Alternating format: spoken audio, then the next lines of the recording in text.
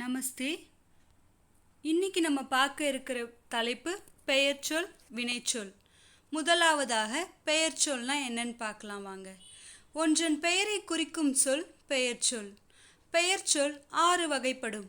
அவை பொருட்பெயர், இடப்பெயர், காலப்பெயர், சினைப்பெயர், பண்புப்பெயர், தொழிற்பெயர்.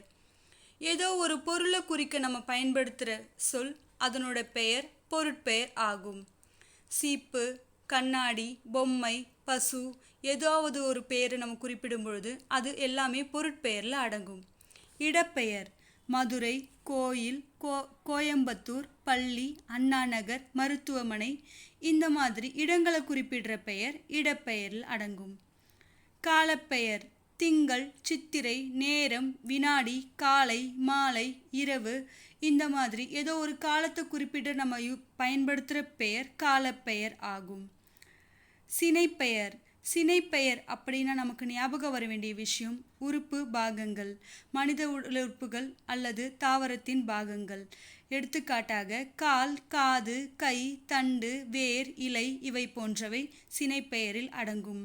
பண்புப்பெயர் பண்புப்பெயர் என்றதும் நமக்கு நினைவில் வர வேண்டிய விஷயங்கள் பண்பு என்றால் குணம், குணத்தை வெளிப்படுத்தும் அனைத்துமே பண்பு பெயரில் அடங்கும். எடுத்துக்காட்டாக நன்மை, தீமை, வட்டம், கசப்பு, இனிப்பு, புளிப்பு இவையெல்லாம் பண்பை வெளிப்படுத்துகின்றன அல்லவா?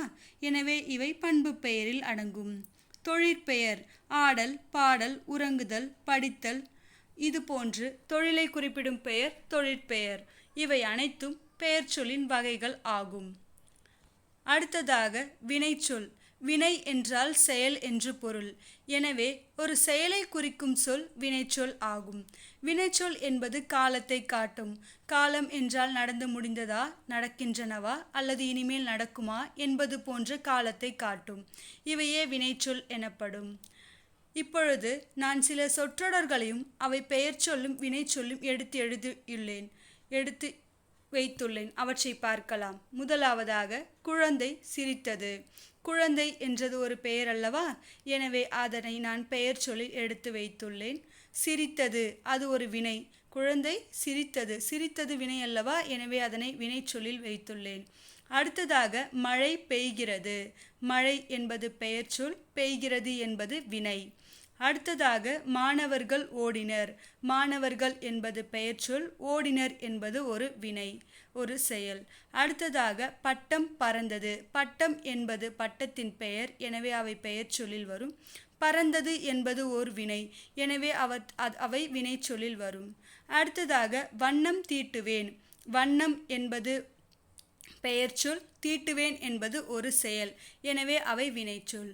அடுத்ததாக ஆசிரியர் கற்பித்தார். ஆசிரியர் என்பவர் ஒரு பெயர் சொல், கற்பித்தார் என்பது ஓர் வினை, எனவே அது வினைச்சொல். சென்னை வந்தேன். சென்னை என்பது ஒரு பெயர் சொல், வந்தேன் என்பது ஒரு வினை, எனவே அது வினைச்சொல். பூக்கள் பூத்தது. பூக்கள் என்பது ஒரு பெயர் சொல், பூத்தது என்பது ஒரு செயல், எனவே அது வினைச்சொல். வளையல் அணிந்தேன். வளையல் என்பது ஒரு பெயர் சொல், அணிந்தேன் என்பது ஒரு வினை, எனவே அது வினைச்சொல். நான் பாடுவேன். நான் என்பது ஒரு பெயர் சொல், பாடுவேன் என்பது ஒரு செயல், எனவே அது வினைச்சொல். இப்பொழுது உங்களுக்கு நன்றாக புரிந்திருக்கும் அல்லவா? வாருங்கள், கற்றல் செயல்பாடு என்னவென்று பார்க்கலாம்.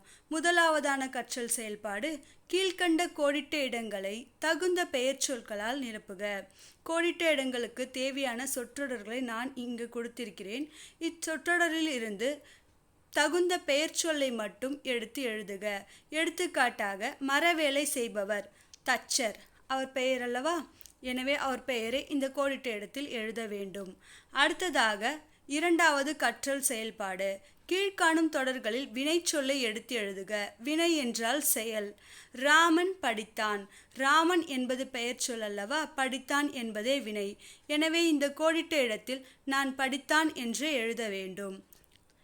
இது போன்று இந்த 2 கற்றல் செயல்பாடுகளையும் எழுதி அனுப்பவும். நன்றி.